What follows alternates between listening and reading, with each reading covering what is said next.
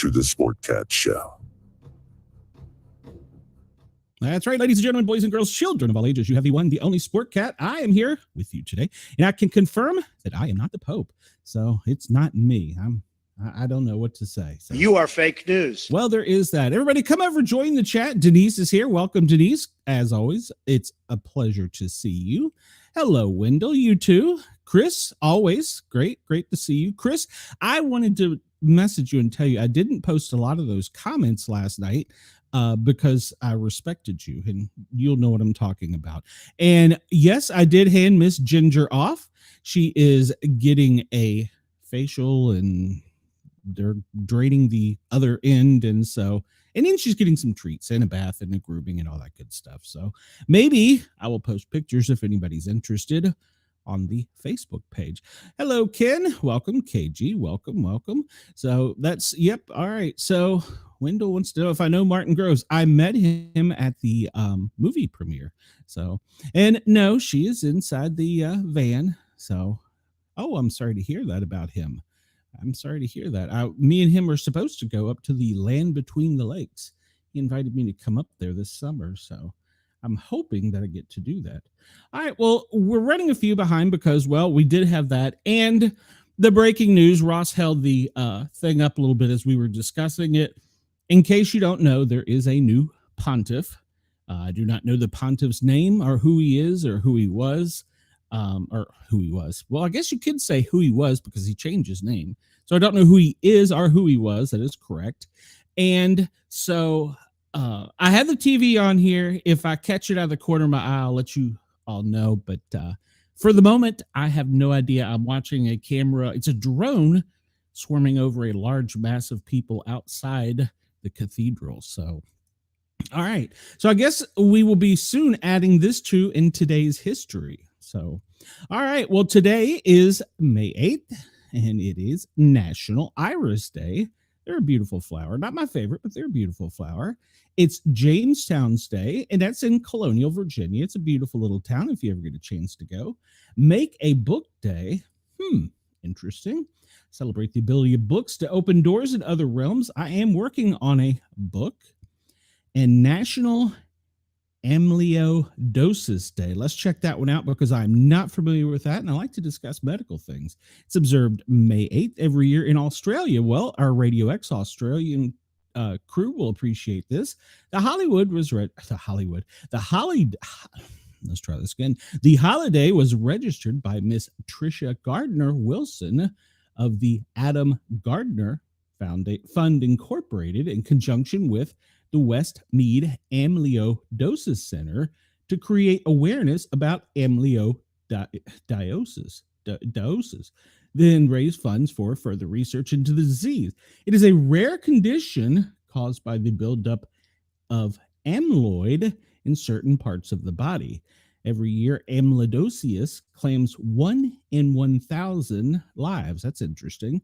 So it is a rare disease caused by an abnormal protein called amyloid produced in the bone marrow, which can be deposited in tissues, organs, and other parts of the body. Organs that may be affected by the disease include the heart, liver, spleen, kidneys, nervous system, and digestive tracts. Those are all very bad places for it to be. In 2016, Mrs. Tricia Gardner Wilson of the Adam Gardner, and I may be pronouncing that wrong, and I apologize, Fund Incorporated, in conjunction with the Westmead Amyloidosis Center. It's funny, I can pronounce that, but I can't pronounce the name. Registered the holiday as the Australian National Amyloidosis Day. The AGF is nonprofit that provides support and awareness for amyloidosis to raise funds to support the clinic. And she created the holiday in honor of her late husband, who passed away as a result of amyloidosis, the daughter of Gary Paxton, who had recently been diagnosed.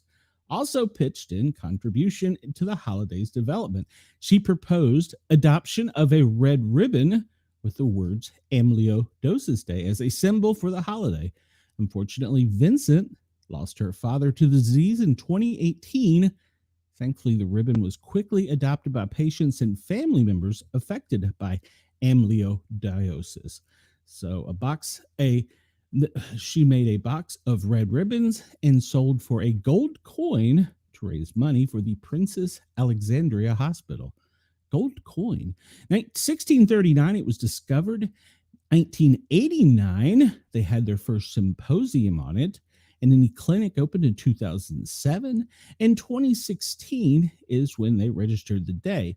Now, I want to know, because me being the medical guy, what are the signs and symptoms of this? Because I've never heard of this. I'm always fascinated by this. So you guys got to humor me for a minute. A rare condition. Yeah, we know about that. It also makes me sound like gout to me. Common symptoms: fatigue and weakness. Can cause significant fatigue and weakness due to the buildup of deposits in various organs. Swelling in the legs, ankles, or abdomen can occur due to the fluid buildup. That makes sense because of gravity. Numbness and tingling, nerve damage from amyloid deposits can cause pain, numbness, or tingling in the hands or feet. Weight loss is a common symptom. Gastrointestinal issues, diarrhea, constipation, bloating, difficulty swallowing can occur if the tract is involved. Interesting. And skin changes, easily bruising, purplish patches, or other skin changes may be observed. A swollen tongue or macroalgia can result from amyloid deposits in the tongue. In the heart, it can cause congestive heart failure, abnormal heart rhythms, and other conditions.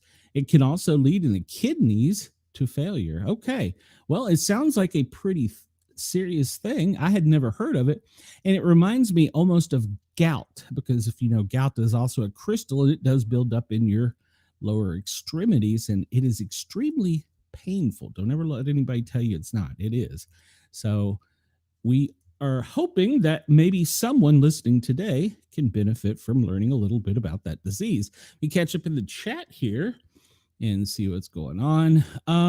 Let's see, he's fighting for pneumonia. Yes, we're praying for him. Let's see. I would expect that. Chris knew that. Okay, good. All right, Chris. I just wanted to make sure. I didn't want to upset him, but I wanted you to know why I did it. Please, in all excitement over the Pope, do not forget to continue your appreciation of Dr. Mark A. Groh. Can't forget Doc. He's an important guy. And Wendell says, I need to make a book on my life, but they probably would want it be listed as science fiction. As long as it's not listed as porn, Wendell. All right, it's National Animal Disaster Preparedness Day, and this is something few people think about, but you should always have a way of getting out for you and your pet.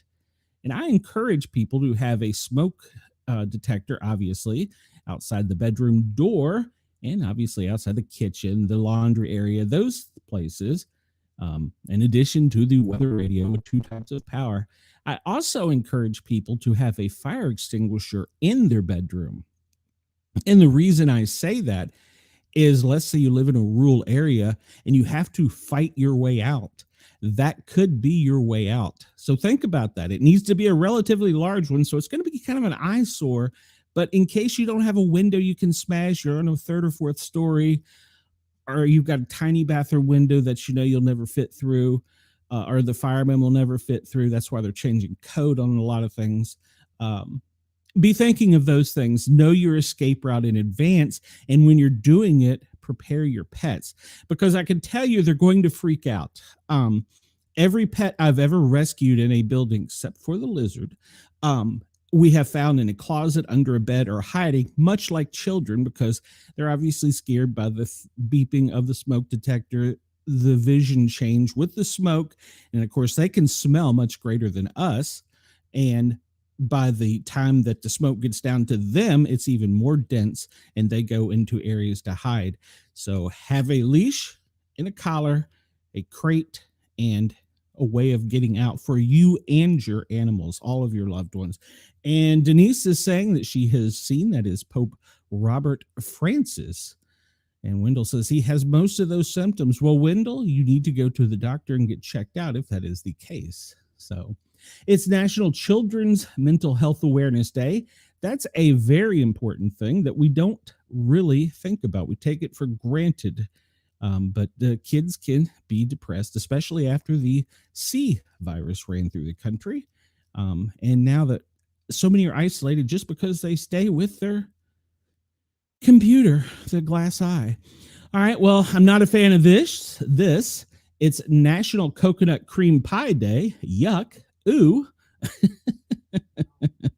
National Dakota Day. I heard my mom groan down there when I said that. National Dakota Day. Well, if you know somebody named Dakota, send a message and say, hey, it's your day.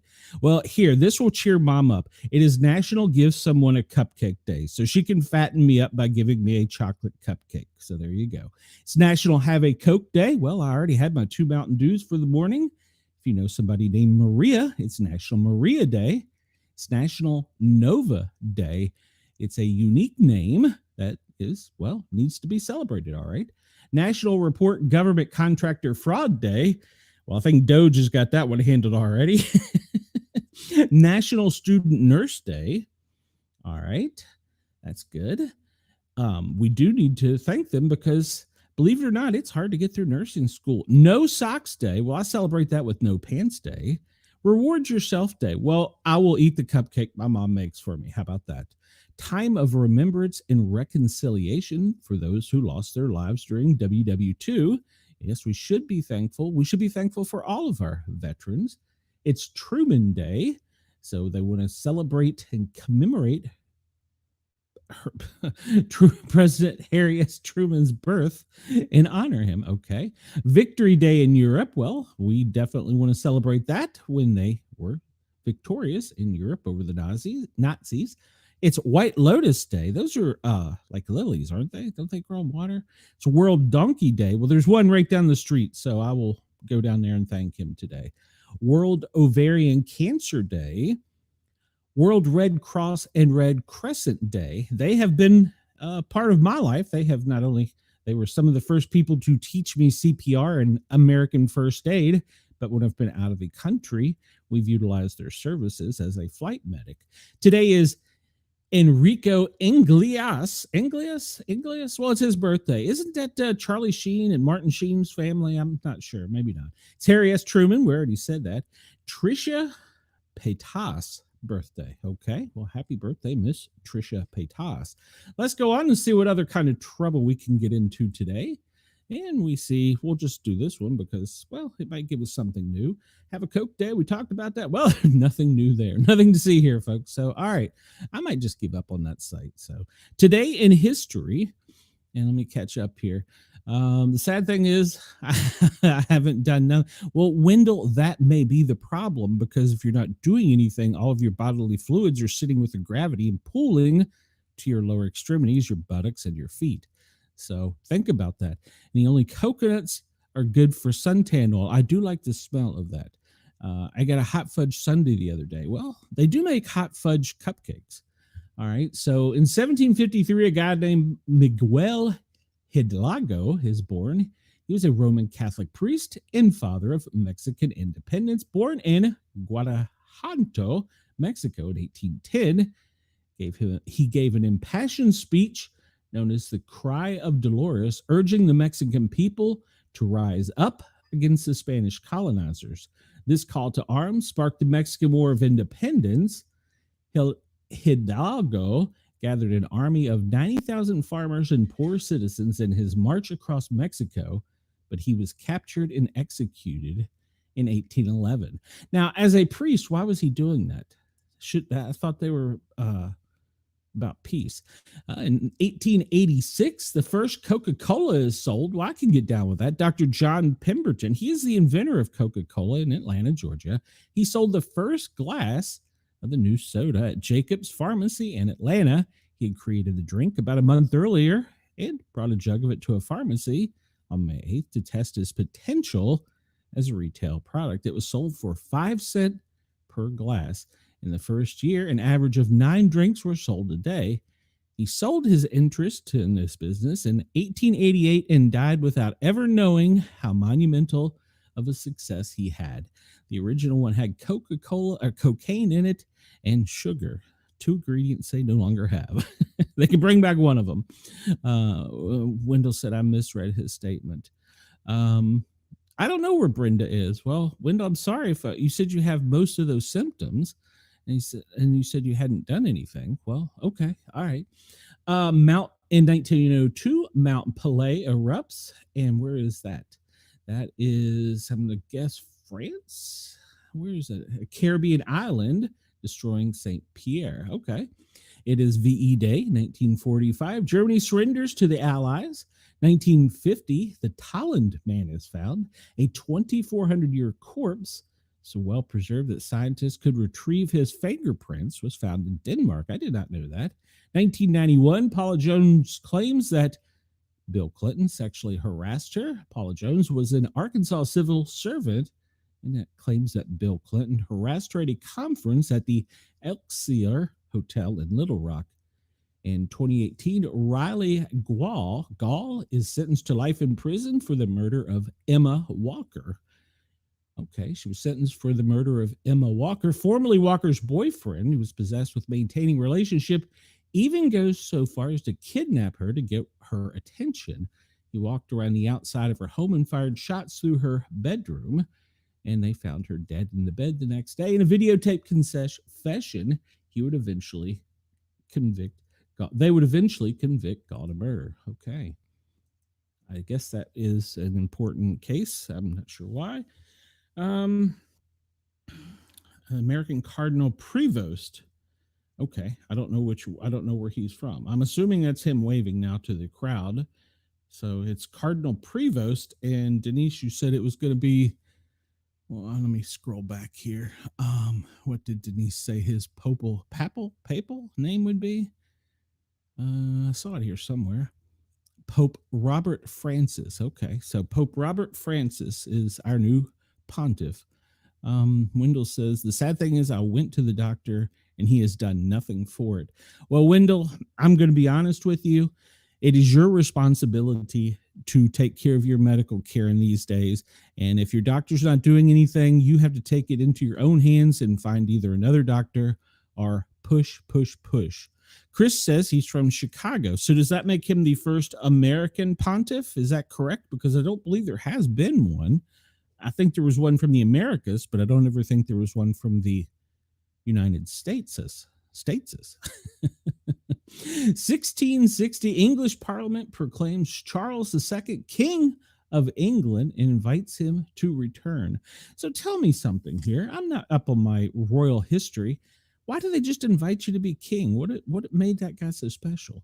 The first installment of Hans Christian Andersen's fairy tales is published by C.A. Reitzel in Copenhagen in 1835. I think we all read that growing up. 1895, China succeeds Taiwan to Japan under the Treaty of Shimonoseki, and I'm probably pronouncing that wrong. We talked about the island erupting. It is VE Day. It is World Health Organization against smallpox. Oh, no, it is not. 1980, the World Health Organization announced smallpox has been eradicated. Very good. 2007, a new Northern Ireland executive is formed with Ian Paisley, a Democratic Unionist Party, as First Minister, and Martin McGuinness, Sinn Féin, as Deputy Minister. Today in film, 1958, classic Hammer horror film Dracula is released, starring Christopher Lee as the eponymous vampire alongside Peter Cushing, and directed by Terrence Fisher. I really like the old classic horror movies where they weren't all about just slicing your throat and leaving you to lay to die or cutting you up with a chainsaw. 1979, The Cure released their album Three Imaginary Boys, Boys Don't Cry, in the United States and Australia. 1984, the Soviet Union announced it will not participate in the Los Angeles Summer Olympics in retaliation for the American boycott of the 1980 Moscow Olympics. Man, they held a grudge for a while, didn't they? Get over it already. Let the kids play. Come on. All right. So I said that I was going to keep this going with some Mother's Day gifts. So let's see. I'm going to catch up in the chat here. I like Emma Watson's video after she left Harry Potter. Okay. Wendell could always go visit Dr. Mark A. Groh. Well, you know, he's pretty prominent, but he wants to go see Dr. Kevorkian. Oh, Wendell, what can I do to you? Oh, Lord. All right, so let's see. We're going to start out. There are 37 of them, or 27 of them. We're kind of on a light news day because of the pontiff's announcement, so we're going to have a little fun for a little bit. Let the major news media and everybody else handle the new pontiff. Russia, Chris says Russia stayed away in 1984 to avoid that ass whipping. That's right. We did take over for hockey. So the number one gift, according to this list, and let's see who gave us this list. This list is brought to us. Well, who brought us this list? This is why I'm broke. Okay, so it's a website. All right, so gear up for your most hilarious Mother's Day yet. All right, so here we go. Number one, There Are Moms Way Worse Than You book. It's $10.48 on Amazon. Make your mom feel better about the questionable job she did raising you with a book all about animal and insects that have done a much worse job. At least she's not like the praying mantis or a small spider that eats their young. Yes, that would suck. A personalized historic photo. Your mom is a work of art, so why not transform her into an actual piece of artwork? You can order your personalized print there. Okay. All right. Here, this one might be from Mrs. Sportcat. Porn for women of a certain age. $7.01 on Amazon. Your mom thinks Timothy Chalamet is a brand of champagne. She overlooks at this point porn for women of a certain age that will present her with pics of silver foxes in situations that'll really tickle her fancy, like she's doing the dishes and balancing a checkbook. I might get in trouble from that one. I've seen these do-it-yourself magic flying butterfly card. You open up the card, and out of it comes a butterfly flying, and it's not a real butterfly. It's a paper mache thing. So they're really cool. The kids would probably do this to me on Father's Day. The gift of nothing. Mom always says that she doesn't want anything as her favorite child. You who are you not to give her something she doesn't want? This is the gift of nothing. There is absolutely nothing inside the impossible to open container. What more could a mom ask for? Well, this will be forwarded to my children tonight. Wine bottle attachment, wine bottle glass attachment. On Mother's Day, I need to get this for my mom. On Mother's Day, mom is allowed to skip the glass and go straight for the bottle. With this clever glass attachment, she'll retain some class, even though she's going 3 sheets to the wind, drinking the whole shebang. Slips right into the neck of the bottle, and it will not leak. Celebrity prayer camel. Prayer camel. You get a prayer camel. Oh, Lord. Prayer candle. Your mother needs to pray to the saint of something to keep you safe, so it might as well be someone famous with one of these hilarious prayer candles. And let's see, I see who do I see? There's Spock. I see Nicolas Cage. That's the guy from Eastbound and Down. And the one hold on here. Where is it? I gotta find it. That's one of my favorites here. Hold on. This guy. No, for your information, I have full-size balls. That guy. That's my guy. Samuel, I believe there. And is that DiCaprio? So, all right. He was born in 1955. He's the first American Pope, Robert Prevost. Man, he's young for a pope. Wow. That's the youngest. Wow. That's pretty young. Wow. All right. Someone needs to open a restaurant named I Don't Care That. Wait a minute. Someone needs to open a restaurant named I Don't Care That way. When your wife says, I don't care, that's where you go. Amen, brother. Life is hard. Number 8 comes in, and life is hard, but at least your children aren't ugly. Life sucks when you die, but your mom's life is a little better because you're attractive. In the end, it speaks to her attractiveness, because with 50% of her genes, you had to get those good looks from somewhere. You're smoking hot. This candle burns hotter and smells even better than it looks. Well, I will not recommend that to my children. Now here, this is one I can get behind from Mrs. Sportcat. The Tata Towel Bra. Yes, every woman knows the pleasure of taking her bra off at the end of a long day. But what if the girls want to be cleaned and cradled? Well, the Tata Towel is mom's post-shower answer to dry the tatas, that can breathe freely under the cotton terry love. I'm going to spend so much money between now and the end of the week. Mrs. Sportcat will love that with the cookbook I'll get her. The number 10, the shit I can't remember password journal. Yeah, I need to get that one for some family members. The Dear Mom coffee mug. Dear Mom, thanks for putting up with a spoiled, ungrateful, messy, bratty child like my sibling. I have no siblings, so I can't get that. A Black & Decker beverage container machine. I did not know that was even a thing. A Black & Decker beverage container machine. The machine taps into one of her 5 favorite bottles of liquor and mixes and delivers the drink of her choice in 4 sizes. Wow. And you can also use drink pods to add extra flavors. Wow. I've never heard of Black & Deckers in the liquor business. Back and Body Hurts novelty t-shirt. Well, yes, millennial moms, Gen X moms, and boomer moms can all relate to this. After putting on their bifocals, the mamas will need about 30 seconds to read the design on the shirt, process it, and start to laugh. Give them a minute. They're old now. It says Back and Body Hurts. Number 14, so I can see the kids buying this from me. I used to be a cool mug. This was a day when mom was her own snack bitch. Hold on, we're just going to try this all over again. There was a day when mom was her own snack bitch. Today she's a little person's snack bitch.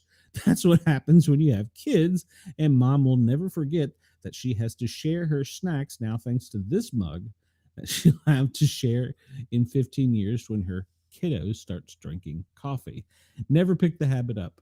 Mom's last nerve candle. Oh, look, it's on fire. I like that. You're a cool mom self-care box. She's cooler than a cool mom with a self-care box in her bathroom. She feels hotter than hot because it's a bath time. The time you dreaded as a kid is the time your mom cherishes now. She'll love you basking in aromatic scents as skin-nourishing ingredients in this box of handmade goodies. Personalized face apron. Remind mom who's making decision cookies. Hold on, I just read that wrong. Remind mom who she's making delicious cookies for, or treat her to an apron that no one will ever dare to take by plastering a face all over it. It could be yours, it could be hers, it could be the dog's. The adjustable apron fits any mom. I guess they're saying it's for plus size moms there, and will protect her against errant batter. Artesian chocolate vegetables. Okay, that's just a sin. Why would you make chocolate in the shape of vegetables? It's in the shape of corn, broccoli, asparagus, onion, and mushrooms. Yuck. Well, here we go. Guilty Pleasures Sexy Scottish Man Wall Calendar. If your mom is like most other moms, she's thirsty for that guy on Outlander. Don't know who he is. With his Guilty Pleasures Sexy Scottish Man Wall Calendar, mama can look at his Scottish snacks every month. After all, the only thing hotter than a man in uniform, I did wear a uniform for many years, is one with an accent. Lobster sandals. I don't even want to go on with that.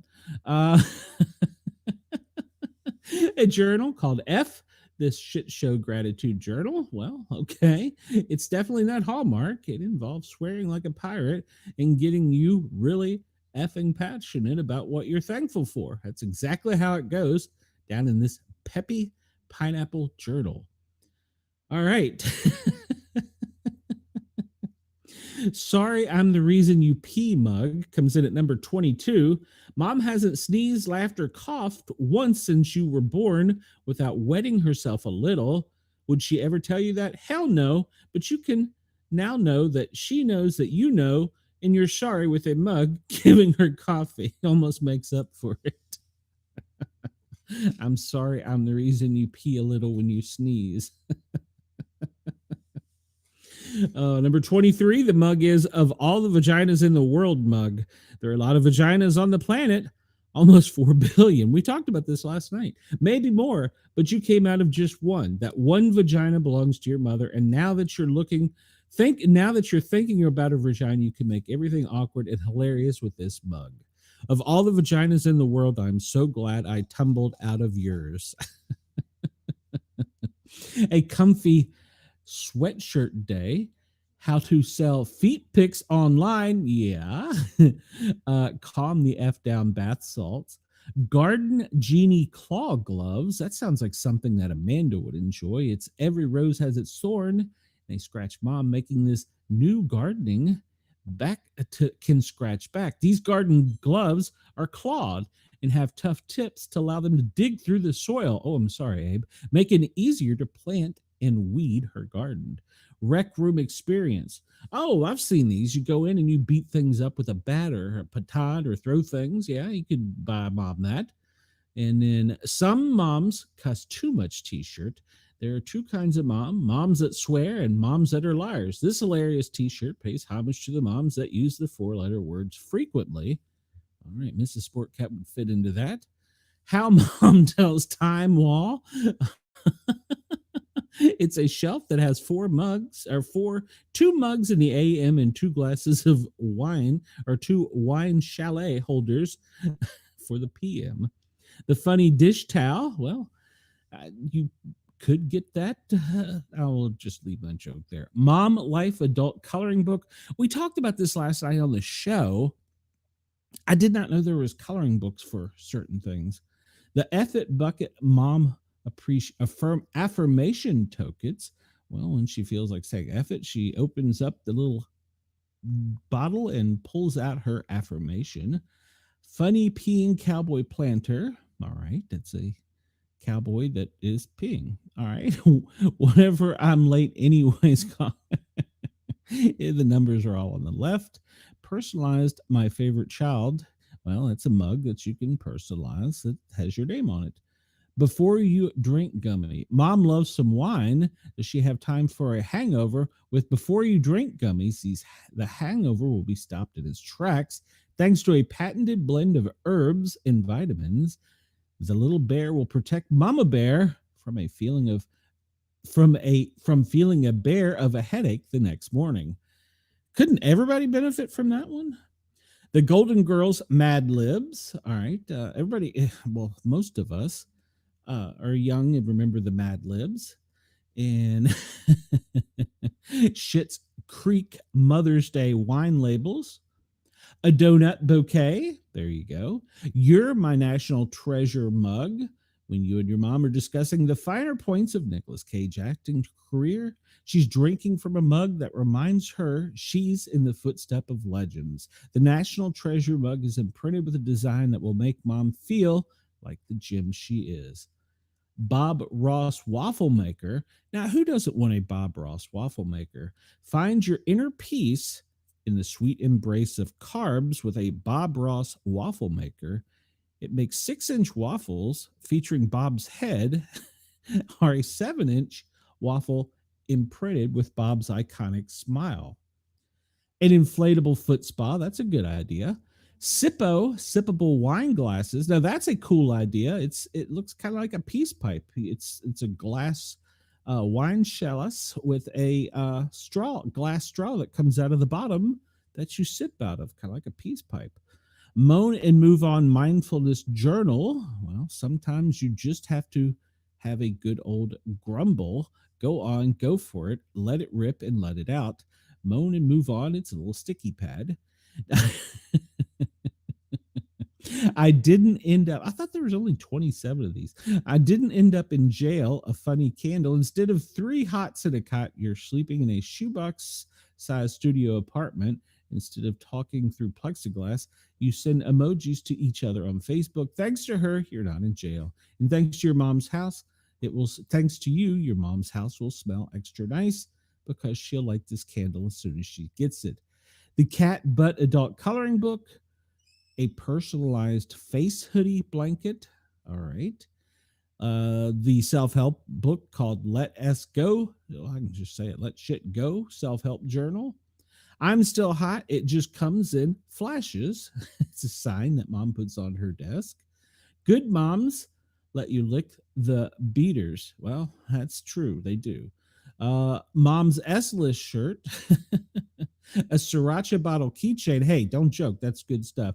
Oh, here you go, Wendell. Here you go, Wendell. Pay attention right here. For Cheyenne, you can get this for her. Dill pickle lip balm. So joke toilet paper gift in a bottle. It's a little tiny glass that says, break this. This is for the gift that this is the best gift I could give you on Mother's Day. It's a little bottle with a little teeny tiny toilet roll in it. They'll not shall not try me. Mom's funny mug. How many we go get left here? Good Lord, does this ever stop? I'm gonna have to stop soon because we get things to do. All right, we're just gonna hit the highlights. Mombi keychain, funny wine labels, hot flush novelty soap, Nicolas Cage oven mitt. All right. All right, I think that's it. So let's get out of this. Let's move on. Let's talk about some real stuff. Let me catch up in the chat here because I believe Denise gave me some breaking news. Born in 1955, and his name will be Leo. Is that the 14th? Leo the 14th? And he's talking in Italian. I'm surprised I can understand him. Interesting. Do you know what a hammer drill crossed with a prostitute is called? As Wendell. Put the south end on the northbound of the donkey on that apron. Last night's puppet would always make a great gift. That's true, Chris. That's true. Maybe I should get that and give it to Mrs. Sportcat. Wendell says his favorite child is someone else's. Oh, come on, Wendell. But so you are saying you didn't reproduce. Good news there. Let's see. And then for some reason the chat is repeating itself. Yeah, the chat's repeating itself from there for some reason, and I don't know why, but okay, we're still live, so that's all that matters. Let me get to the end of this because, good Lord, it went all the way back to the beginning. Please, in all my excitement of the new pump, do not forget to continue their appreciate Dark Aim Wall. Yeah. We do have the new pontiff, so yes. I don't know why it did that. All right, so welcome, soul. Welcome.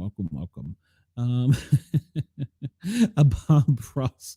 Yeah, I agree.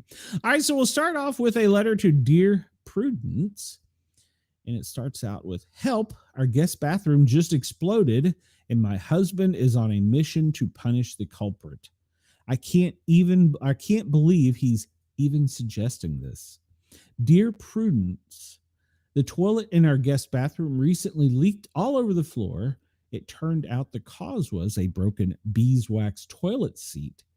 2 days before the leak occurred, my husband and I had one of my friends, they're going to call her Rhonda, over for dinner, and she used the bathroom while she was here. Rhonda weighs in at over 300 pounds, and my husband is not only insisting that she was responsible for the cracked toilet seal, he also wants her to reimburse us for what it costs to have a plumber come out and fix it. There is no proof that the seal gave out because of Rhonda's use of the toilet. I'm horrified my husband would suggest such a thing, and we have been fighting over it since logically, if she had broken it, the toilet would have leaked immediately. How can I get him to come to his senses? Signed, a weighty issue. All right, well, this is yes, I saw that, Soul. This is a serious topic here that someone needs to address. That's not a plumber, but Prudence weighs in. I wonder what number your husband has in his head when it comes to how heavy someone would have to be blamed and charged for drinking a toilet. 300, 350, 200, 175. My guess is that number is whatever someone happens to weigh, if I personally think they're too fat.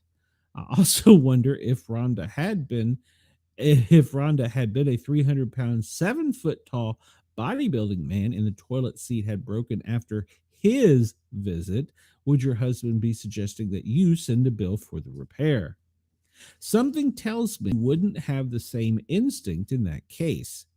If this story involved someone whose body your husband thought was acceptable, he'd have simply hired a handyman for the fix in the same way that you would a gate that broke after a guest closed it or a doorbell that stopped working right after they walked in. What I'm getting at is that he is using the incident to try and punish Rhonda for being fat. It's totally insensitive to her feeling, but it's more than that. It's a way to deliberately hurt her, and that's really mean and awful. All right. Well, I'll let the chat weigh in on that. She goes on. I'm not sure how you can get him to come to his senses. Honestly, these kinds of feelings are really deeply held. And I think some people cling to vilifying others based on their bodies so that they can feel better about themselves. If your husband is one of them, you're not going to change that one in conversation.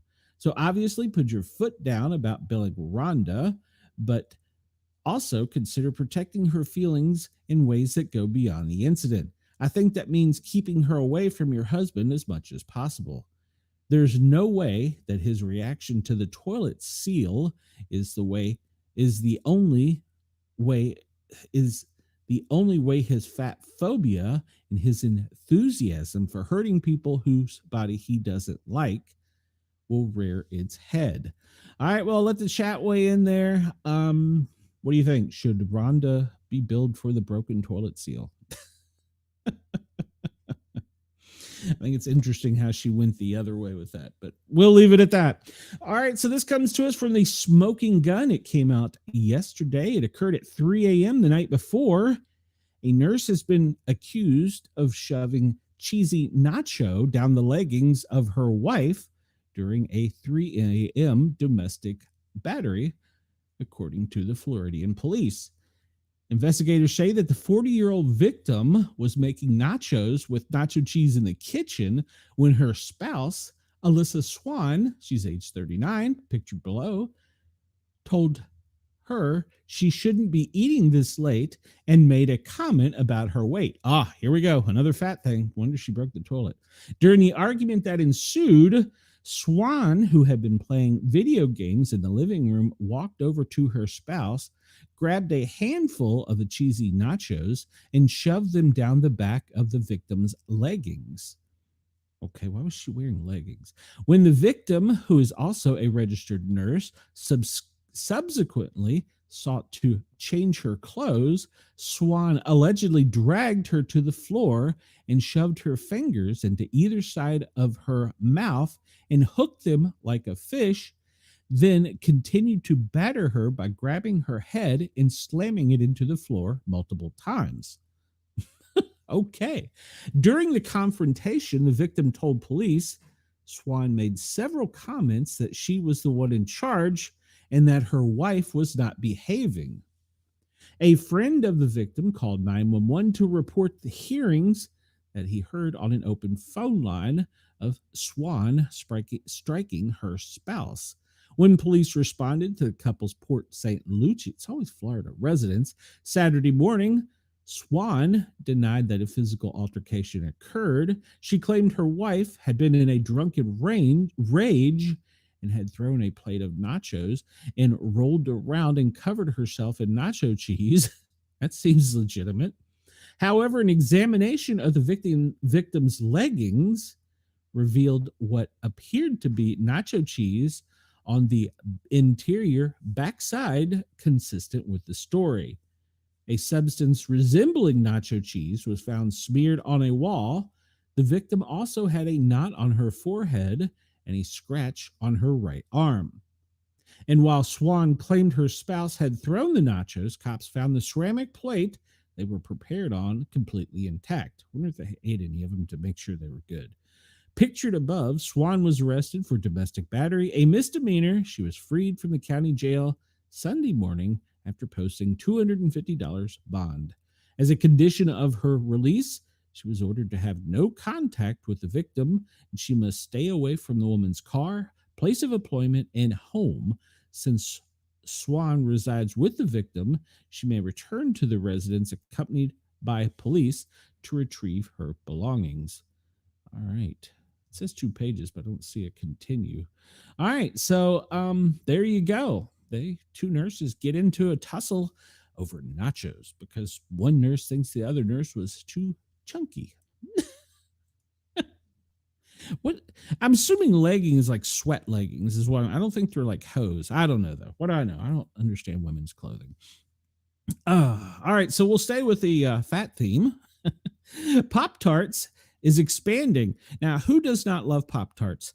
It's the perfect food that will never expire. Pop Tart is now expanding into the freezer aisle with ice cream sandwiches and pints. Let's check out the flavors. All right, if you ever wanted to combine your breakfast and dessert, now is your chance. Kellanova, the parent company of the popular brands such as Pringles, Rice Krispie Treats, Cheez-Its, and Pop Tarts, announced May 8th, that is today, that Pop Tarts would be expanding to the freezer aisle with a lineup of sandwich ice creams and pints. According to a news release from the company, Pop Tarts Pints blends indulgent ice cream with flavor swirls and pastry style pieces, while the sandwiches feature creamy ice cream flavored between two flavor-filled pastry style ends.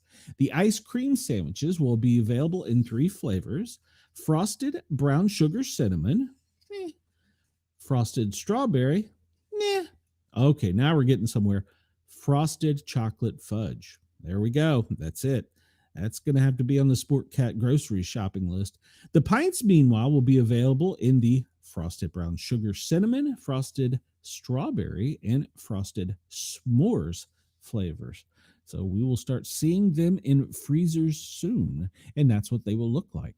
Although there's no specific date given on the release, Walmart, of course it's Walmart, will be the initial release of the ice cream pints later this summer, and then they will roll out the other things. Oh, and they're also going to have Eggo Rice Krispie Treats ice cream sandwiches.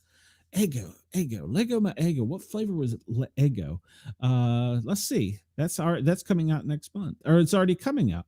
And it's a brand built on delicious flavors and playful spirit. The frozen debut captures the energy perfect. All right. What flavor is Eggo? Lego my Eggo. It's a pancake, right? All right, so there's pancake. I don't think I'd like a pancake flavored ice cream sandwich or ice cream, but I definitely could get behind a chocolate fudge Pop-Tart ice cream sandwich, because you know that stuff is going to not only make you fat, it's going to harden your arteries right up. Yes. I'm all in on that one. All right, we'll go to this story. We're running out of time already because of the Mother's Day gifts. A Virginia man has been arrested for murder after an 18-year-old Michael Bosworth Jr. was shot dead after he and friends performed a ding-dong ditch prank for a TikTok video. A popular childhood prank has cost a Virginia teen his life. Michael Bosworth, a senior at Massaponax High School, was shot dead May 3rd while doing ding-dong ditch pranks. His friend, who was grazed by a bullet, told authorities, according to NBC4 Washington. A third, who was not injured during the incident, confirmed to the officials that they had, in fact, filmed the video of the prank. The Fredericksburg Free Star Lance newspaper cites an affidavit for a search warrant filed in Spotsylvania court. Also reports that a wounded juvenile told police that the shooting followed a ding-dong ditch, and a detective wrote that the boy told him that he and his friends had pulled it a couple times prior to the shooting in a bid to post it on TikTok. The boys also told police that he was not familiar with the neighborhood, and when the shooting occurs, the teens were running away and looking for a place to hide, the newspaper said. On May 3rd, 2025, at approximately 3 a.m., the Spotsylvania Sheriff's Department received a call for a residential burglary in progress, where a resident had fired shots. Authorities confirmed in a press release. Deputies responded to the area of McKenzie Lane and discovered that 2 individuals had sustained gunshot wounds and a third was unharmed. Bosworth was treated at a local hospital where he succumbed to his injuries, while his friend was treated for minor injuries and released. Fredericksburg homeowner Tyler Chase Butler was arrested May 6 in connection with the death. He is charged with second-degree murder and felony assault with firearm use in the commission of a felony first offense, according to the Spotsylvania court records obtained by E.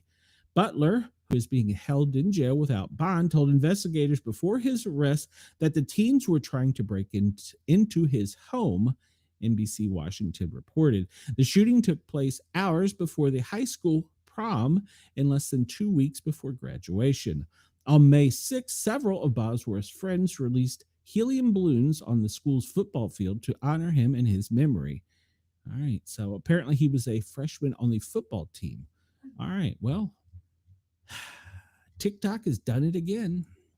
I'll just leave it at that.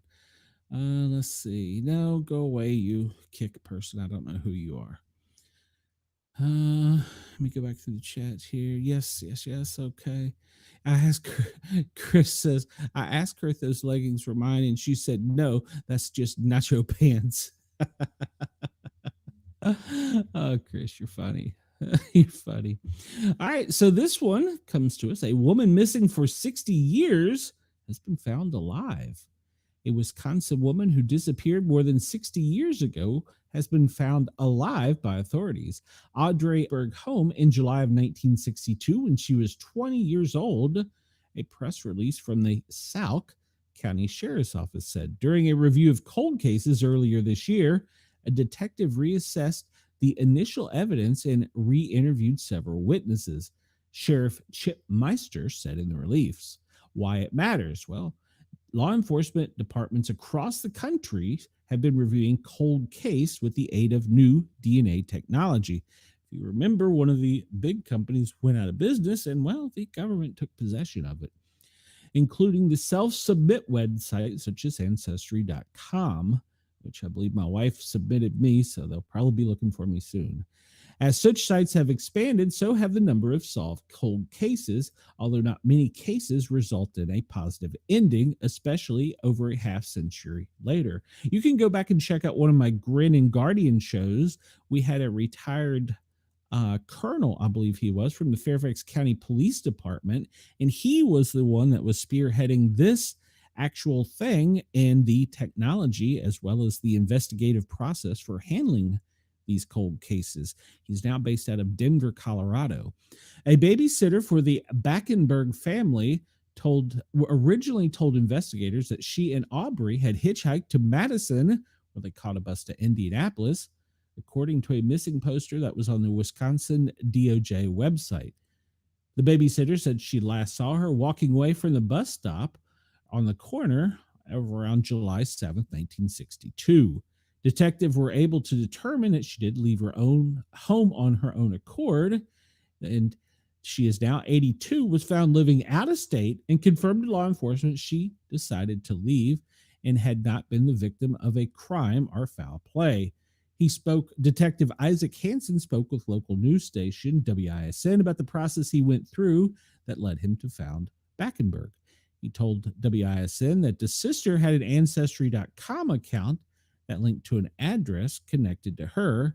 So I called the local sheriff's department and said, hey, there's a lady living at this address. Do you guys have somebody that can go just pop in? 10 minutes later, she called me and we talked for 45 minutes. She may have originally left home due to an abusive husband, but it's unclear why she stayed away and out of touch all these years, she explained. He would not reveal exactly what they discussed during the 45-minute phone call, saying, I told Aubrey I'd keep it private.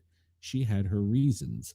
Well, according to the Suffolk County Sheriff, Chip Meister, we would like to acknowledge the work of the investigators, both past and present, despite the significant challenges that many cold cases present.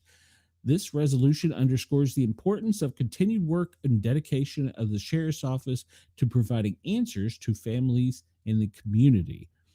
And he said I think she was just removed and, moved on from things and kind of did her own thing and led her life. She sounded happy, confident in her decision, and no regrets. Said that she now lives outside of Wisconsin and is unclear if she plans on reconnecting with family. Well, we have another DNA story. This one comes to us from WTOP. A man has pled guilty to a 2001 murder of a Montgomery County mother. More than 20 years after A woman was found dead inside her Chevy Chase home. A man pled guilty to killing a Montgomery County killing to her blah, blah, blah. A man pled guilty to her killing in Montgomery County, Maryland Circuit Court Wednesday morning. Eugene Glignor, he's 45, pled guilty to a charge of second-degree murder in the killing of Leslie Prier, which happened in May of 2001. He was arrested in June after forensic genealogy testing helped link him to the cold case killing. It doesn't bring Leslie back, but they know who did it to her, Montgomery County State Attorney John McCarthy said during a news conference Wednesday. There's no such thing as closure, but I'm proud of what we do together, and I'm proud of our continuing search to find creative ways to make people in the community safer. This is coming from a Maryland neighborhood. Remember that. Glilger dated Prier's daughter, Lauren, when she was a teenager. The two broke up years before the homicide, McCarthy said. After the first court appearance in June of 2024, Lauren said, "Never in a million years would we think that this would be that one of our people could hurt Mom." He was initially charged with first-degree murder and faced potential life in prison, but he pled guilty to a lesser charge, second degrees, which carries a maximum of 30 years. He hasn't given a motive for the crime, and there is no evidence to suggest that homicide was premeditated, which would require first degree. It's very hard to establish this. That person premeditated the killing. Now, we'll tell you this was a blunt force trauma case. There were multiple injuries. We've discussed this with the family internally with some of the difficulties of going to trial and whether there would be a likelihood of a first-degree conviction. Several of Prier's siblings are expected to testify during the sentencing hearing, which is scheduled for August 28th. How DNA unveiled evidence of a 23-year-old homicide. DNA was found all over the house where she was killed that pointed to an unknown male who police at the time could not identify. In 2024, investigators took a new method to identify a suspect, which led police to look at DNA samples to try and build a family tree. McCarthy said police identified a distant relative of the suspect who lived in Romania. That led investigators to a familiar name, Glignor. One of his neighbors had tipped off that Glignor may have been related to the homicide in January of 2002. While police were surveilling Glignor, they saw him toss away a bottle he drank from at Dulles International Airport on 9 July. Investigators tested the sample and found it matched the DNA profile from the bloody crime scene, according to court documents. He was taken into custody about a week later. He has no prior criminal history that would otherwise have led law enforcement to upload his DNA into the database, which holds DNA from convicted offenders, unsolved crime scene evidence, and missing persons. In order to use the familiar DNA, McCarthy said police had to show that they'd exhausted all other avenues of investigations. It was sort of a last resort. All right, so there you go. 23andMe, or Ancestry.com. They will catch you, Wendell. They will catch you eventually. So, all right.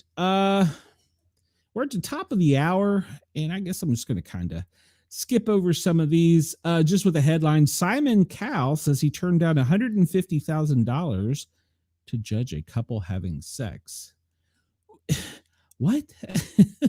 So apparently a guy came up to a restaurant and said, "Hey, I'll give you $150,000 if you'll do this."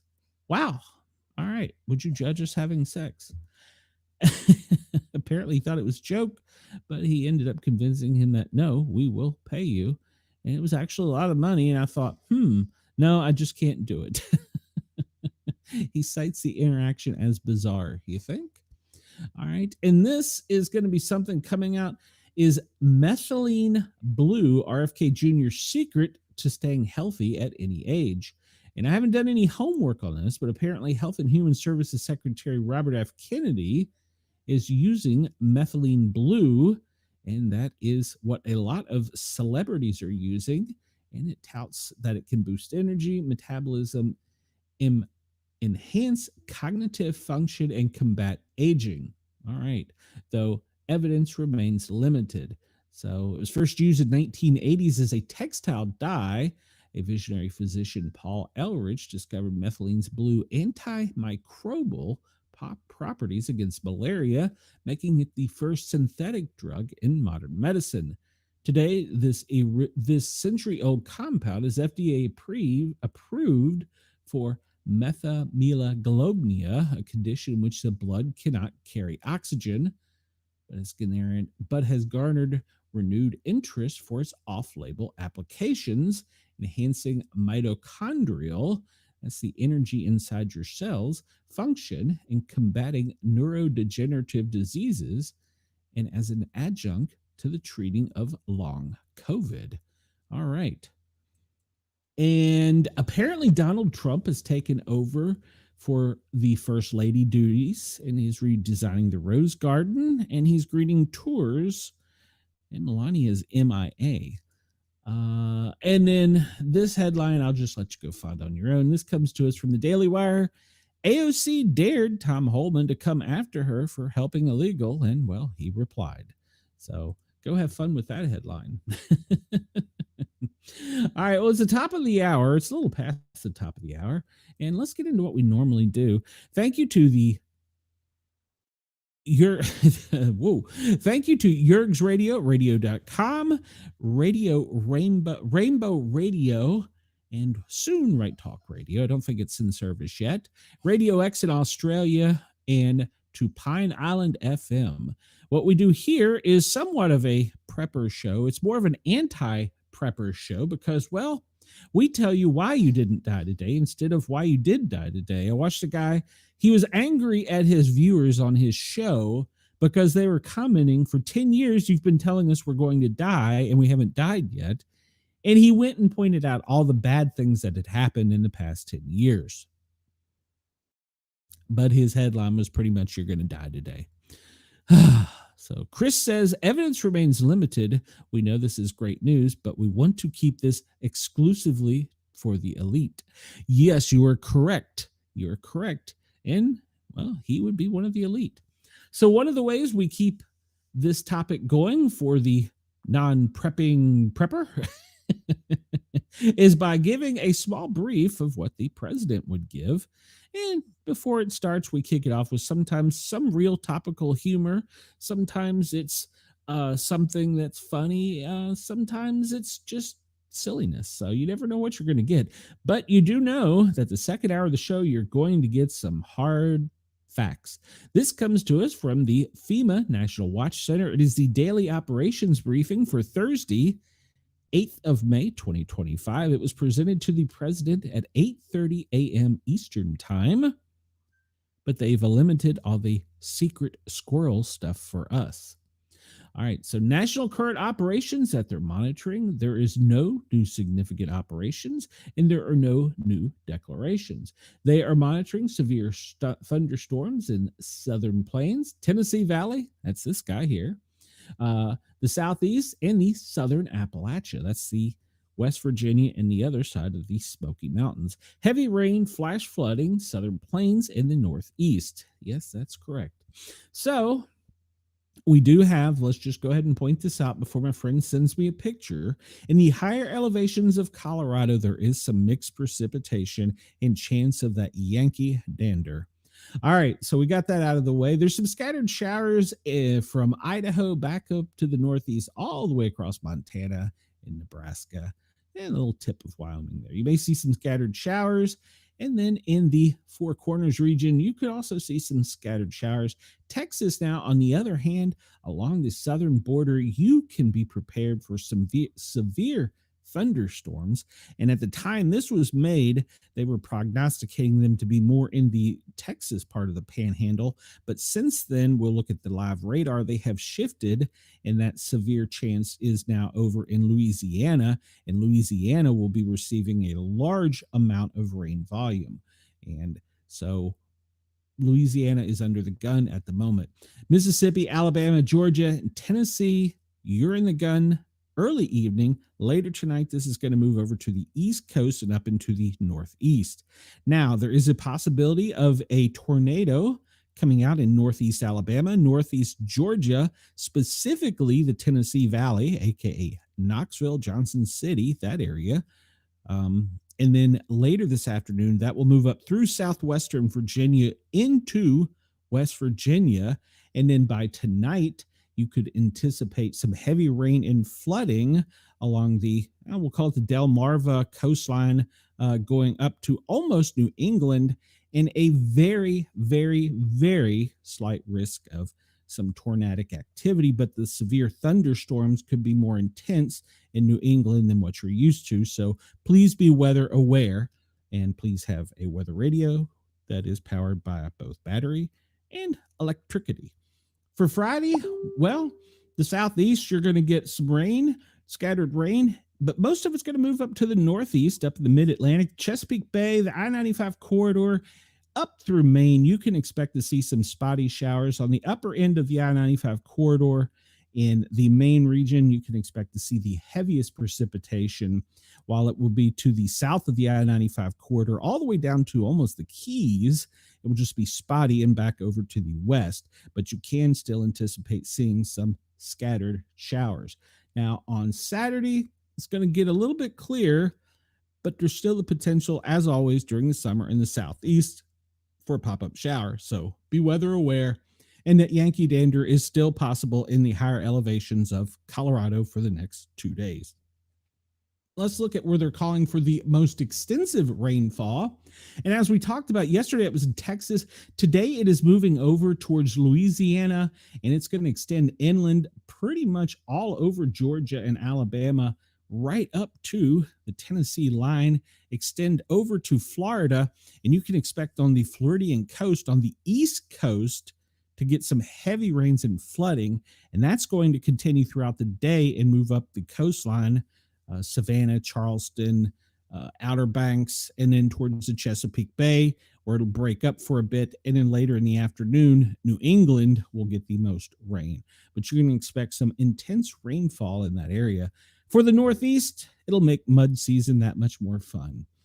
All right, so Thursday and Friday, it's pretty much as we discussed. Saturday, looks like most of the country is dry, except for maybe a pop-up shower in the south. The hazard outlook for the next few days, they're calling it to be mainly the hazardous heat, which is going to be back in the southwest, Southern California, and then the flooding along the Mississippi corridor coming down through Louisiana, with heavy rainfall along the Atlantic seaboard. Space weather, there is really nothing to report, no impacts. And the wildlife fire we talked about yesterday is now 27% contained. That's Brunswick, North Carolina. If we look at their operations picture, we see that they're still worrying about the severe weather in the southeastern region here. Specifically, the Tennessee Valley is where they're calling for the worst stuff this afternoon. So I just keep looking over my shoulder and waiting to see it happen. And then, of course, the heavy rains down along the Gulf of America and in the east coast of Florida. Those are going to be the regions today. All right, let's see where our commander-in-chief is. I believe he's going to be leaving for out of the country soon, isn't he? All right, so 8:45 a.m., Press had to show up early. At 10 a.m., he was to make a trade announcement. I did not see what that was before we went live. And at noon, the president and the first lady participate in a celebration of military mothers, and only pre-credentialed media are allowed. But for the trade talks, it's open to the White House press pool. I'll check with my friend Penguin6 and see what his video of the day is. Make sure to check him out and tell him that I sent you, because, well, he's a great guy. All right, so let's go over to the DEF CON. And I did look again, and I don't know what color our M&M is. We're at Bravo level, or Alpha level for HepCon, Bravo for ForceCon. But UK is listed as probable, and in the Australian area, they're listed as like substantial. I may have that backwards, but basically everybody's on high alert. May 8th, the China Coast Guard expulsion of a Japanese vessel has escalated tensions. The islands are administered by Japan as the Cynical Islands, but claimed by China as the Dayun, creating a persistent territorial dispute. North Korea, well, he's firing short-range missiles into the Sea of Japan. South Korea Joint Chiefs of Staff. North Korea fires unidentified ballistic missiles into the East Sea. India-Pakistan operations continue. They're continuing to sling missiles and shots back and forth at each other. And then, of course, the initial missile attack began back on the early morning hours for us of the 6th. And, of course, Israel did bomb the airport in Yemen. So, as we can see, everybody's on edge right now. If we could just remain calm, we're going to get through this. So areas of global risk are Israel, Pakistan, Mali, I did not know that, Nigeria, Syria, Afghanistan, Somalia, Myanmar, Iraq, Niger, Ukraine, and Israel. And in the United States, they're on a heightened elevated watch in New York, Washington, D.C., other major metropolitan areas such as L.A., and specific major events in public gatherings. So always be aware of your surroundings. All right, that is our DEFCON level. We'll go to the National Weather Service daily briefing, and they've updated theirs a little bit. We still see the severe weather down in the, I guess we'll just call that the tip down there of Texas, just the tip of Texas in the Gulf of America, with the isolated thunderstorms back to the Midwest. Tennessee is really going to be where they're expecting later this afternoon the nasty bad stuff to be, and along the east coast of Florida, but now they're calling it up through the Georgia coastline. The spotty rain showers are pretty much going to be the 95 corridor, pretty much from Maine to New England, back over to, well, really the Midwest and Kansas. Spotty showers. And then later today, Washington, D.C., you can anticipate some heavy rains, flash flooding, and serious thunderstorms. Do not rule out the possibility of tornadic activity. And we look here and see pretty much for tomorrow, Friday, May 9th, it's Friday, we will have rain pretty much from, well, Canada, all the way down the 95 corridor, pretty much to the Keys, back into the deep south, almost all the way over to Arkansas, covering all of East Tennessee. Well, covering all of Tennessee, technically. And in day 3, which is Saturday, we all live for Saturdays, that extensive low is going to be finally pushing out. That's where you can see some lingering thunderstorms, upstate New York, Vermont, New Hampshire, Maine, pushing out that way. It doesn't look to be too severe, though, over the weekend. And then scattered pop-up showers as that low pressure is down along the Gulf Coast of America and is kind of pushing out to sea. So that's the typical summer pop-up thunderstorms in the south. So that's pretty much the main thing there. Let's go back to the main page. Where was I? And see if I missed anything. The tropics, they are going to be starting to watch something here, but they haven't really called it anything significant yet. So they are keeping an eye on a thing. It's more in the Pacific at the moment, but it's right there around Ecuador, so it could kind of go either way. They're keeping their eyes on it, but they haven't called it anything or given it even a number yet. So let's see. We've covered all of that. Let's go and look at, these are off of the maps from NandoCast, and we look here, their prediction for the most severe weather. Well, what do you know? East Tennessee. The windiest area will be the Gulf of America, down at Texas and inland. It's supposed to be pretty rough. And on the eastern side of the Appalachia, there's some high winds expected, as well as East Tennessee. And then from the 95 corridor all the way down to pretty much Miami, with the east coast of Florida getting some bashing with some high wind. Gusts up to 50 are expected. And in some of those storms, they're saying you could get 2-inch size hail. So keep your eyes on that. Well, and that brings us to the next thing. Where they anticipate seeing the most hail? Lower Texas there in the Gulf of America. East Tennessee, the other side of the Smoky Mountains and the Appalachia over in the Carolinas can anticipate seeing some hail today with those severe storms, but the risks are today from upstate New York all the way down through to Miami and back over to the southeast, with also that section of Florida. National Weather Service is saying the highest chance for tornadic activity is us here in Tennessee today, but they're only calling it 2%.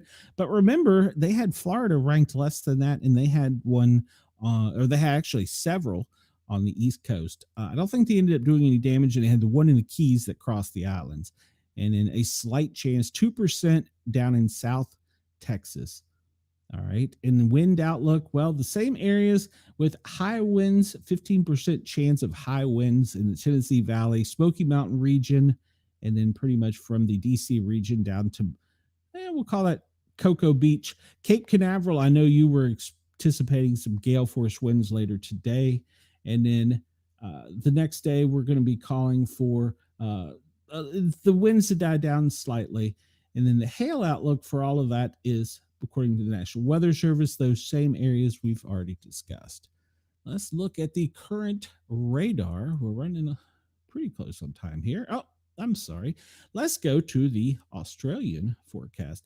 All right. So this morning in Australia, those of our listeners on Radio X, inlands, you can anticipate some fog and a little bit of frost. And the only real areas of rain will be down along the coastline in Sydney. It won't make its way inland, but some of the wind will, which will make it feel a little bit cooler in New South Wales. Over in Western Australia, that breeze is going to make you guys feel hotter. So right now, it looks like it's pretty much an overcast day.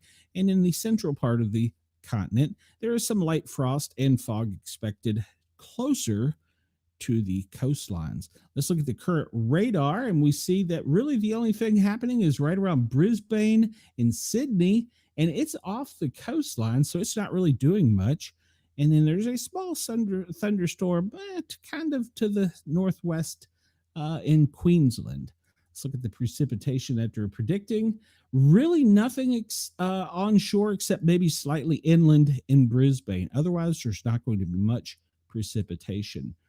The winds, well, they're fairly calm for you guys. It's going to be a windy day, though, on the coast of New South Wales because of that low down there that's kind of controlling everything down around Melbourne. Tasmania, you're going to have a cool, brisk morning with a little bit of wind and fog. Western Australia, that wind's going to do nothing but keep you warmer. Currently, let's look at temperatures, and this is current. So we find in the south side of Canberra, it's 36. Melbourne, 50. Down in Hobart and Tasmania, it's 54. Brisbane, 63. Up in Cairns, 72. Darwin, 78. That's the high right now. Over in Broome and Port Hedland, it's 76. And then when you get down to Perth, it's a little cooler, but you can anticipate that warming up later today. All right, let's hop up to the States and see what we got going on up here. And Chris, it is 70 degrees in Columbus, 81 Atlanta. It's about 76 here in Knoxville. Washington, D.C., 76. New York City, 74. Boston, 66. And let's see what it is up in Vermont, 47 in Burlington. And hop over to the Midwest, or short Midwest, Chicago, 53. Minneapolis, 66. Sioux Falls, 75. And 75 all the way down in Omaha. Kansas, it's not quite time for barbecue, but it's pretty close. 71. Tulsa, 68. The highest temperature in the country right now belongs to Houston. It's 85. Tampa, you're close with 83. Down in the Keys, it's in the 80s. Wendell, over by you, it's about 80 degrees. It's 84 Montgomery. Las Vegas, 78. It's also 85 in Phoenix. I didn't see that there. So Phoenix and Houston, you are tied for the warmth. Seattle, 56. Portland, 59. What is it in Yakima? It's always cooler in Yakima. 62 in Yakima. We jump down into Oregon. Eugene, 61. Grants Pass in the Bend is 61. Redmond, 62. And then Crescent City You are 52 in extreme Northern California. LA or San Francisco 58, LA 73. All right. So there is your current temperatures. Let's look at current weather warnings and we'll see if Andy's got his test. Ah, look at that. First one up there. Test message. And of Tennessee has already been issued a severe thunderstorm warning. That's for Benton and Henry. That's in Middle Tennessee, so it's not quite to me yet. And special marine warning. And where is that one for? That is down off of the coast of Texas in the Gulf of America. And let's see. Severe thunderstorms. Texas has got some severe thunderstorms in Brewster, in Pecos, in Terrell. And let's see. Kentucky is severe thunderstorm warning. Illinois has got a special weather statement. That's probably because of the high winds that are coming later today. Houston and Humphrey counties, or is that Houston and Humphrey counties, severe thunderstorm warning in Tennessee. And let's see, small craft advisory along the Great Lakes. Rip current down in Florida. My son's visiting down there, but this is in the Gulf of America from Tallahassee back over to Pensacola. And there's a red flag warning in North Dakota. Red flag means that conditions are favorable with relative humidity values falling into the lower teens, combined with southwesterly winds as much as 25 miles an hour, gusting to 42. Chance for an isolated dry thunderstorm, which could cause for fire. So be weather aware for that red flag warning up to the northwest section of North Dakota. And let's see. You catch back up here. Frost advisory in parts of Wisconsin and Texas, all kinds of special weather statements. That's due to the winds coming inland and the storms moving to the northeast. And let's see, special weather statement in Minnesota and severe thunderstorm watch in Kentucky. And here we go. This has got all parts of Tennessee for a severe thunderstorm watch for the next 6 or 7 hours. Flood warnings down in Mississippi. That doesn't surprise me. In Louisiana, that will be a thing for you as well. And later today over in Florida. So, all right. So let's look at what it's actually doing out there right now. Let's have a look-see at the national radar and see what it's doing. We got just about a half hour left. And we see those storms right there. What is that? That is in my geography fails me again. What part of Texas is this? So the southwest section of Texas is having a severe thunderstorm at the moment. Good Lord. And most of this is moving offshore, but that's also creating that back effect with the winds coming in. So keep an eye on that. Currently, it's not raining in Louisiana, so count your blessings as that's trying to move offshore. So that's a good thing. We see that in the Gulf of America is where those storms are, but they're going to cross to the north of Tampa and affect the Palm Coast over here, Jacksonville, Palm Coast, down along the Space Coast, all the way down to Palm Bay. And they're going to get hammered today. And then up the Georgia coastline, you can anticipate being hammered with those thunderstorms as they catch this energy and combine with this that is currently off the coast of the Outer Banks, Oak Islands to the north, all the way up to the state line there in the Carolinas. And we move up to East Tennessee, and we see that we are currently under a severe thunderstorm watch. And there are some severe thunderstorms. Central Tennessee, down around Chattanooga, those are moving to the east, northeast slowly. Up here in Fort Wayne in Indiana, they've already got some specific thunderstorms, nothing too heavy at the moment. We'll look at Evansville. That one looks kind of severe. We'll look at the electrical activity here in a minute. Up in the northeast, let's see what we have. Pennsylvania, Allentown to the northeast. Scranton, it's to the south of you. I'm sorry, to the east of you. And then up here in New Hampshire, going into Maine, a small cell. Let's take a look at the electrical activity and see what it's doing. Ooh, it's lit up. My goodness, is it lit up. All right, so let's go down here to Texas where we started out earlier. Midland, south of Midland, is where that cell is located. It's got some power to it.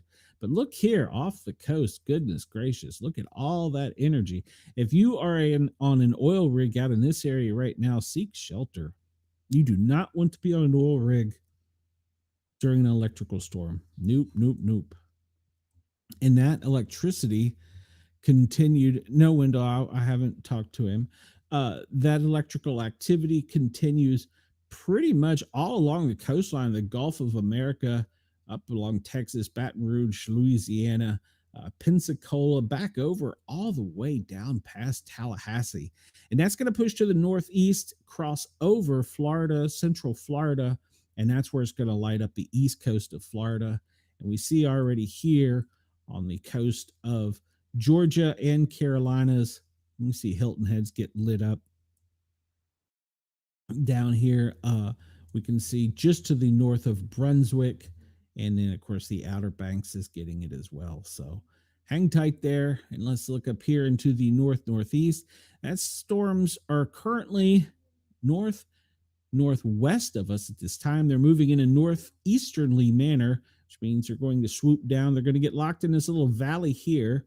What happens is this section of East Tennessee is all a valley, this area you see in gray here.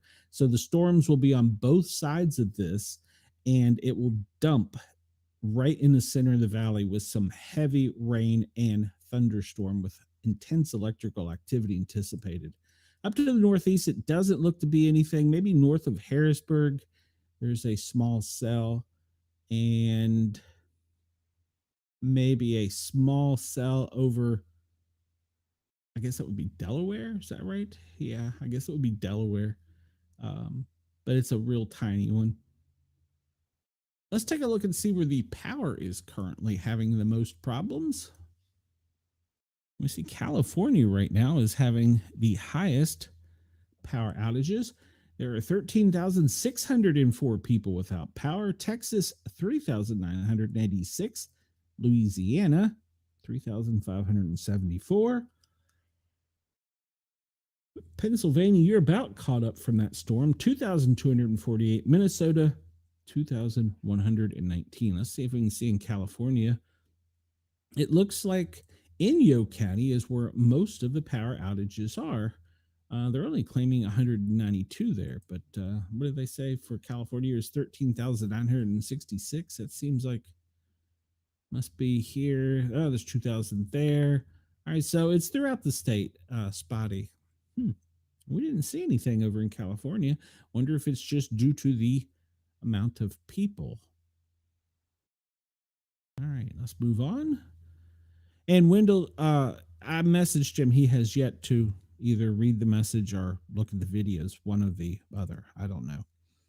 All right, so the air quality, let me refresh this a little bit because I didn't see any red flag warnings or any news of red flag warnings today. So that was good news, especially where they'd had them over in the Midwest. In the West, it looks now pretty much your smog on the California coastline is the big story on the West Coast. Down on the Texas coastline inland, is where they're most concerned with moderate air quality. And then today, all of Georgia, all of the Carolinas, and then here in the Tennessee Valley is a moderate air quality day. Spotty up along Louisville, Cincinnati, Columbus, Pittsburgh, Indianapolis. That'll be Nashville there. And back to the Midwest, Kansas City in a portion of the Dakotas. Let's look at my favorite lying map.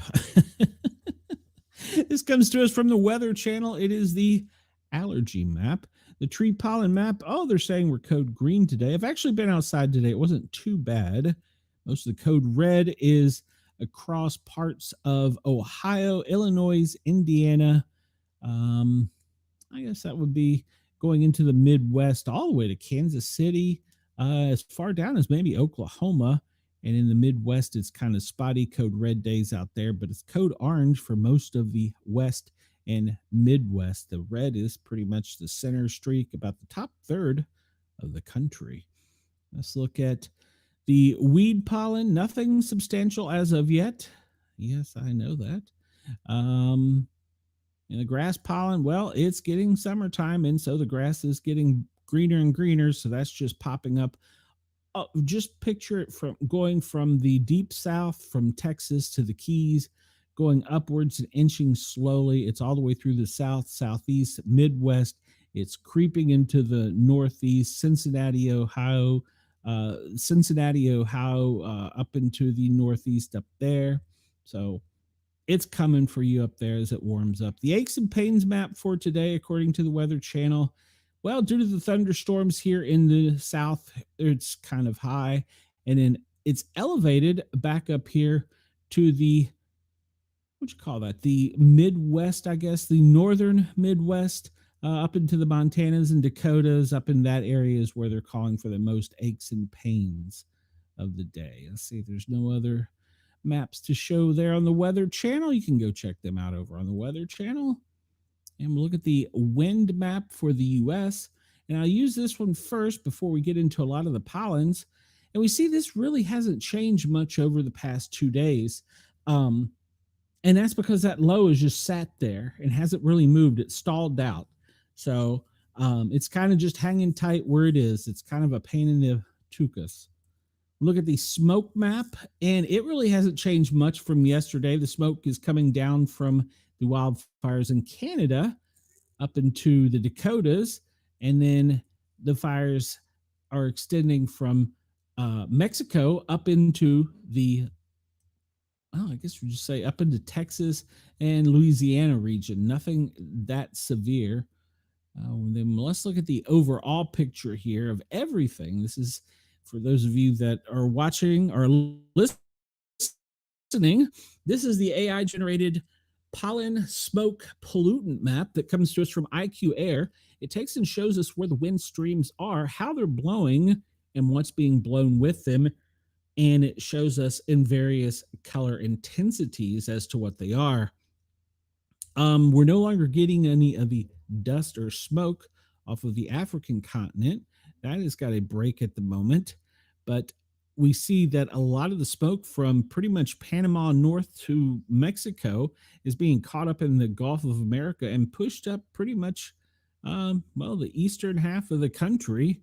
It's splitting at the Rocky Mountains. But then up there, they have that little turbulence where it's coming down from Canada from their wildfires. So most of the harsh stuff is, once again, on the top side of the equator. It looks like over here, where everything's going astray is where the worst air quality is. When I say when things are going astray for people on the air, I'm talking about the Middle East, where the war zone and conflicts are. Those are some of the areas with the worst air quality. If we were to zoom in to the Middle East, you see most of it is code yellow to code red.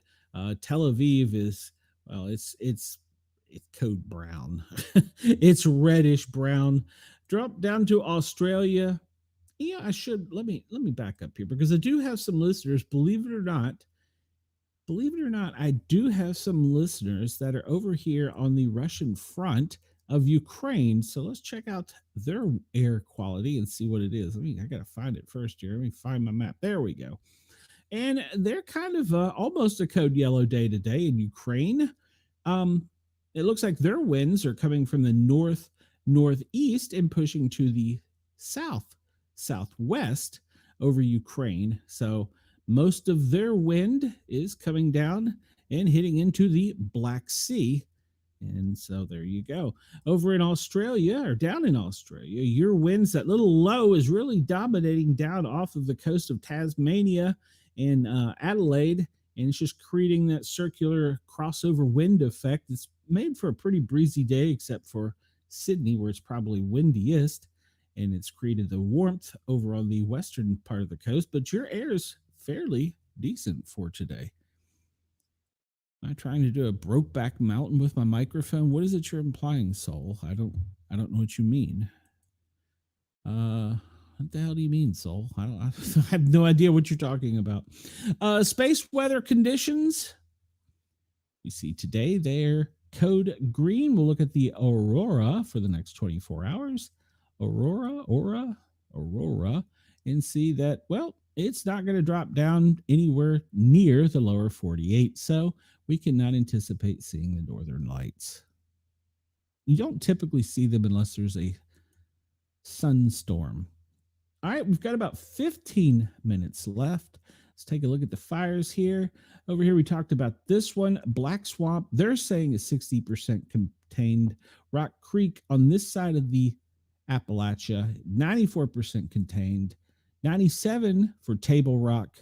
And then down south of that, Big Ridge, 88%. Most of these up here to the west in the Midwest and, well, actually to the west of Mississippi, most of those are prescribed burns. They have them under control. Down here in Miami, they're trying to burn in the Everglades, trying to burn off some of the swampland down there. So Wendell says, don't quit my day job. This is my day job. Our Soul said, don't quit my day job. This is my day job, Soul. Are you trying to insult me, Soul? I'm confused. I'm always confused, though. All right, we'll look at the NASA map of the fire map and see what we got going here. And we see that, well, pretty much all these little red dots are fires that have been spotted by satellite, or potential fires that have been spotted by satellite. The others are actually free burning fires, and we can see that the ones over in the Appalachian Mountains are the ones that are the largest. And then they still have this back up here in Tom's River that still kind of confuses me. I wonder if they're still doing some back burning up there in is Tom's River in New Jersey up there. I wonder if they're doing some back burning as why that is staying on the NASA map for so long. The code red for fire today is up in North Dakota, where the winds and humidity are just right. So be weather aware up there. All right, this is the big, beautiful, perfect blue globe, where we can see all of the wind patterns in the earth, on the earth, not in the earth. And we can see that, well, there's nothing on the Atlantic or Pacific side that's really concerning. They're concerned with something down here I saw them talking about, but they haven't really called it anything yet. And they're saying it's because the air is pushing up from below the equator and it's meeting with air coming down from the north to the west that is cooler. So that could be a cause for concern later. But there's nothing tightly formed, nothing in any of the oceans that have them concerned at the moment. Well, I say that, and then what is this? That is just a tightly formed, I guess would that be considered that's not really a cyclone, but there's a pretty tight windstorm to the northwest of the Antarctic. Go up to you in Australia, and your wind pattern is pretty much as we talked about, coming off of the Sydney coastline. It's going to be windy inland. It's going to be a little bit frosty and foggy as you're waking up. It's currently around 3 a.m. your time, depending on where you're at. And so, yeah, when you wake up, it may be a bit chilly, but it'll warm up throughout the day and be a pretty easy, generally breezy day. All right, so the latest earthquakes, let me update this to make sure I didn't miss any. Most recent one was 4 hours, 23 minutes ago, and that was in eastern Mongolia, western Turkey before that at 4.5 hours ago. 5.4 in Peru, Ecuador. That was almost 7 hours ago, or a little over 7 hours ago. 4.1 in Myanmar, 11 hours ago. 4.4, 15 hours ago in Chile. In Italy, 17 hours ago. 2.7, 18 hours ago. 4.7 off the coast of Kamchatka. I'm going to assume that is the islands off of the, well, let's just, where can I see it on a map? Can I see it on a map? No, I can't on this one. All right, we'll pull it up on the other map. I think that is the Alaskan Islands. And in Peru, 3.8 over 24 hours ago. All right, let's switch over to this where we can look at the map view and see. We'll pull that one up. That was 2.8 off of the the island coast of Alaska. Yeah, that's where we talked about, up in there.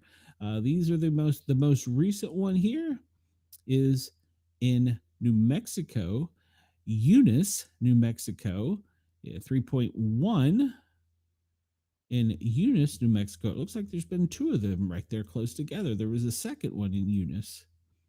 And so Eunice, you've had two earthquakes, a 3.6 and a 3.1 in New Mexico. And then they had one the other day that was in Westbrook, Texas, a 3.0. And those are the most recent earthquakes. Volcanic activity has been pretty quiet. We're still monitoring the islands. When I say the islands, I mean Hawaii, because of their activity. All right, let's look at the event list before we run out of time today. We start off with biological warnings, and we're only going to go back in time for about 24 hours. And we see that Japan has a bird flu suspected in mass deaths of sea animals. In India, 1,000 equines on Kedarnath route in quarantine after a virus outbreak. Namibia, 25 cases of African horse sickness has been confirmed in several regions. Australians, kilotons of dead salmon spark call for a farm scrutiny. And South Korea, measles have set a 6-year high. We'll go talk about epidemics. Canada, Providence's warning of measles. And the United States, Hep A in LA. We talked about that already. And Thailand, fourth case. It was only one case yesterday. It's fourth case of anthrax now. And we go down to cyber attacks. The Republic of China. China's cyber attacks are targeting Taiwanese, assuming it's their critical infrastructure. Security and conflicts. Most recent one. There are no recent ones. That's good news. Mass displacement in Congo. They're facing a humanitarian emergency in Africa. We're talking about a public safety incident in Poland. A woman was killed by an axe at Warsaw University in Poland. In Japan, 5 employees reportedly injured by intruders at Tokyo primary school. 1 student dead, 2 injured at a stabbing near a Southern California high school. 9 injured in a shooting in Oklahoma City. And in terrorism, Niger, 10 soldiers were killed by terrorists in Africa.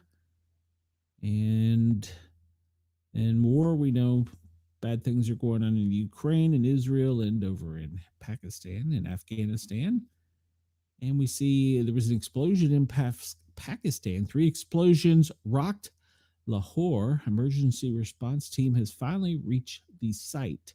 It's in Pakistan and Asia. And then series of explosions near the port in Cyprus. And Australia, 2 more children die after a suspicious house fire and bringing the death toll to 3. And actually, I believe I read the headlines that the mother coated the children and the interior of the house in gas and then lit it on fire. I believe that's the story. So it was an intentional act by the parent. Such a shame. Needs to be dealt with in a fierce and quick response. Large fire at a nightclub forces it to shut down for upcoming weeks in the UK. In the Canary Wharf fire, dozens evacuated as a blaze ripped through a East London flat.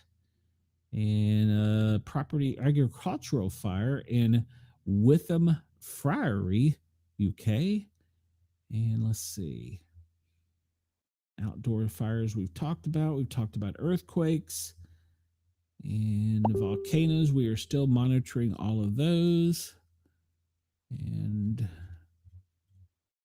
then let's see. Floods we've talked about. And power grid, Mexico blackouts are affecting neighborhoods in the center and north of the city. In Mexico City, in South Africa, more than 100 vultures have died in a mass poisoning in a national park. North Korea fires a ballistic missile into the sea. In Nigeria, 5 siblings die of food poisoning. Mother's in critical condition. Malaysia, dead pigeons in Padang, Idaf for no new infectious disease deaths reported. And a traffic accident. Well, let's see. Let me rephrase that. 6 dead as a helicopter carrying Shar Dham pilgrims crashes in India. In Finland, a Finnish fighter jet has crashed into the Laplands. In public road incidents, Japan, 2 dead after a boat capsizes in western Japan. And in India, 5 school children killed in an accident. In Czech, highway flooded with beer cans after a crash in the Czech Republics. South Africa, 18 injured in Atterbury Road collision. Cambodia, bus transporting Cambodian garment workers crashes, leaving 1 dead, 41 injured. Indonesia, 11 killed, 5 injured after a truck collided with a bus. And water incidents, nothing to report there. Drought, we've talked about. Dust storms, well, Iran is having a very large dust storm affecting 13 million residents, and so is Saudi Arabia. They're having some severe dust storms. It's that time of year. And other weather events, and let's see, nothing significant to report. All right, let's jump over here. We'll look at, this is the brightly colored map that shows us pretty much the same things we just talked about. And we can see that, let's see, the active hazards are the rainfall. Let's come over here to the U.S. and see most active is to the rainfall and landslides. In the Appalachia in New York, there's a landslide in New York. All right, that's probably due to the heavy rains. And then frost in Ontario. Wildfires back up in North Dakota. And then we talked about the earthquake down there. Let's go down to Australia and see. And it's pretty much the rain that we're talking about. And then frost in some of the higher elevations down into the southern area of Australia. And most of the other stuff is wind to report. All right, we're going to make it to today, at least briefly, to the News Live map. Let's pull it up live here. We'll start. We're at the Capitol in Washington, D.C., and see what they have there. There's several things. One of them is, there's apparently early details of U.S.-UK trade deal. U.S. tariffs on U.K. cars are cut to 10%. UK tariffs on UF beef cut to 25% on UK steel. It's reduced, and UK automakers 100,000 export quota at a lower tariff rate. They also announced at major trade deals with the UK. And if talks go well this weekend with China, would you then consider lowering the tariff rate? President said, well, it could be. We're going to see. Right now, you can't get it any higher. I think we're going to have a very good relationship. You can't get any higher. Say that again. China desperately wants to conclude a trade deal, according to the president. And in D.C., and this is in the 1400 block of 4th Street Southwest. This is a box alarm fire, which is a small fire. And in D.C., they've also had a carjacked vehicle with bailout, 3 in custody. D.C. Police Department on scene. All right, good for them. They got the bad guy. And what is this up in southeast or northeast? Investigating another armed carjacking. Carjackings are on the rise up there. Actually, they're on the rise pretty much everywhere. We'll zoom out a little bit and try and hit some of the areas close to where we know our listeners are. Up for Denise up in New Jersey. It looks like most of these are in the Bronx at all hands fire. That one there is a all hands fire. And down into the Bronx, they've had 3 all hands fires. All right, that's a pretty large fire. Up into the Northeast, there's been 4 people were injured in an ambush-style shooting, Hartford, Connecticut, Wednesday night. Providence, Rhode Island. Warwick police conducted a well-being check Thursday on Washington Street, and gunshots were heard shortly after officers arrived. That's never good news. Nothing up in the Northeast. We'll start skipping over a little bit to the center of the country. And we'll see down here in Louisville, woman injured in Pleasure Ridge Park shooting. And nothing really down in my neck of the woods in North Carolina. Body found at Forest Lawn Cemetery. That is in High Point, North Carolina. And Gastonia shooting at a Charlotte gas station. Greenville, South Carolina. Teen arrested after senior skip day school shooting at a Greenville County park. Okay. Atlanta, we've always got some boom boom down there. DeKalb police, yes, our neighbors, they are investigating a shooting that left a woman critically injured. There's a shocker. Mobile, Alabama, woman dies after a car crash. Wendell, over towards you. Doesn't appear anything has made the news. We'll hop up here towards Chris, where there's a fire in Chicago. And then, of course, there's some things that go boom. Male 19 shot in the right leg. All right, we're running out of time, so let's just skip right ahead to the Bit Defender. And just know that the red are attacks, the yellow are orange are infections, the white are spam, and that, well, America is primarily the one being targeted by Russia and Asia. It looks like our neighbors down to the south in Australia, they leave you alone. David Breckmeyer is up next. He's got a great show. Make sure to check it out and continue listening on Radio X Australia, Yerg's Radio, and Right Talk Rainbow. Did I say Rainbow Radio? Make sure to continue listening there. I am done here on the Paranormal Guys. You can come back and watch any of my shows. We had a great show last night. If you didn't catch it on Radio X in Australia or live, come to the Paranormal Guys, 3 words, Paranormal, and Guys with a Z, and check it out. You will see that we had a great talk with a sex therapist for 2 hours. So come check it out and enjoy the show. Please come over to my YouTube channel. We really need you to like, follow, share, and subscribe. We're trying to get monetized, and we are so close. And we thank all of you. Thank you to everybody in the chat. You are wonderful as always. Thanks for hanging out with me for a few hours. I will see you guys tomorrow, same time, same place.